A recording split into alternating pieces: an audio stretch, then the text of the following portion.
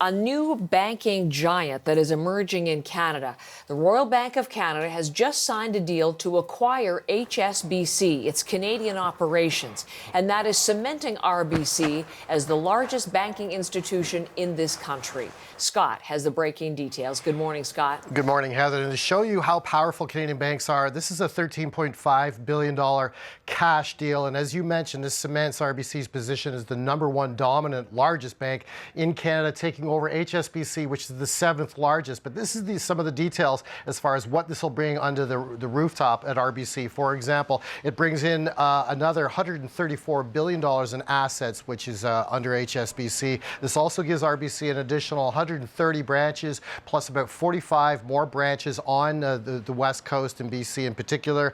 We're also looking at Dave McKay. He's the CEO of RBC, saying this will bring in more international customers with international needs, and also new banking customers in Canada, saying this will position RBC as even a more dominant player within Canada. Now, this is a rare acquisition in the Canadian banking landscape. Canadian banks are pretty heavily regulated by the Canadian government, so this represents one of the 2 largest Canadian deals ever. Bank of Montreal earlier this year took over BNP Paribas, the U.S. operations, for $16.3 billion.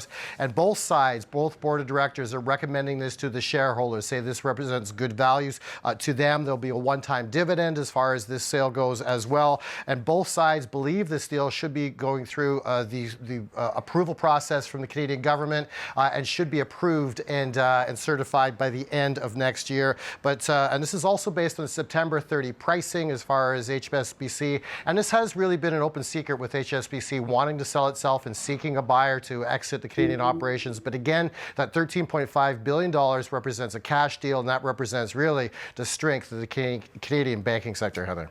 We'll watch for further reaction, including market reaction, when things open up next hour. Thank you very much, Scott Peterson. Thanks for that.